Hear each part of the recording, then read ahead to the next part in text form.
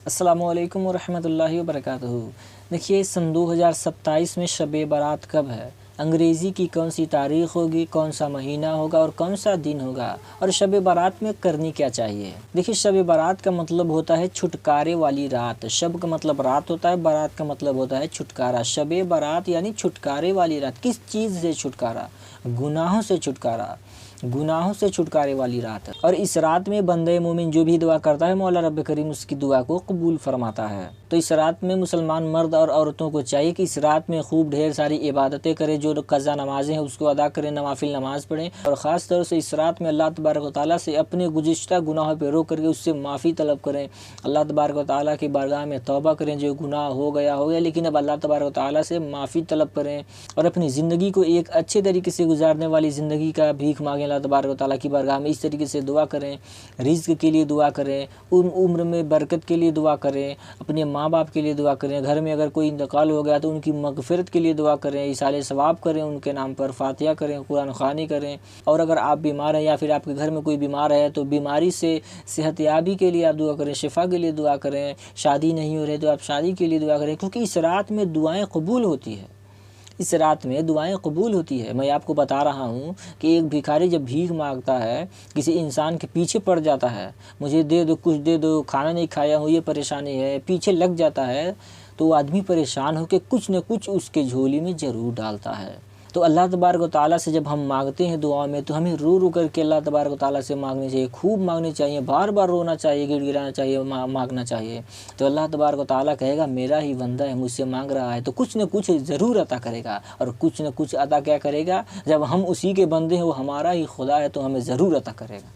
तो इसीलिए मैं आपसे कह रहा हूँ कि शब बारात में खूब ढेर सारी इबादतें करें और दुआएं करें। ज़्यादातर आप दुआएं करें और मग़फ़िरत की दुआ करें।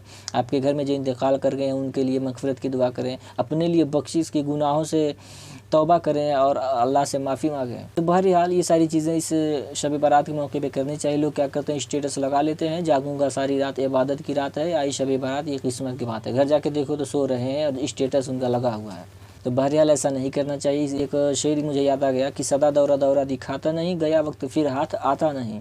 तो शब बारात जो गुजर जाता है वो दोबारा नहीं आता है। आपने देखा होगा पिछला शब बारात के जो लोग थे, अगले शब बारात के कुछ लोग हैं ही नहीं, ख़त्म हो गए, बेचारा इंतकाल हो गया है। तो क्या पता हमको मौका मिले कि नहीं। तो हमें चाहिए कि खूब रोना चाहिए, तौबा करना चाहिए अपने गुनाहों से और अल्लाह से ढेर सारी दुआएं करनी चाहिए।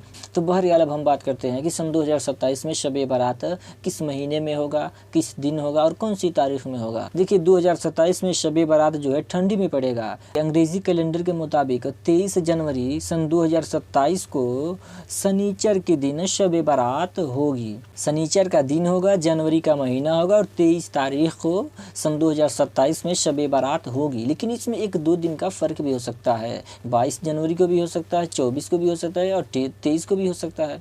अब कुछ लोग कहेंगे कि इसमें फ़र्क क्यों हो सकता है, आप रियल डेट क्यों नहीं बता रहे हो। देखिए हमारा कोई भी इस्लामिक त्यौहार होता है चाँद के हिसाब से होता है और अरबी तारीख़ के मुताबिक होती है। अंग्रेज़ी कैलेंडर में अनुमान के तौर पे बता दिया जाता है।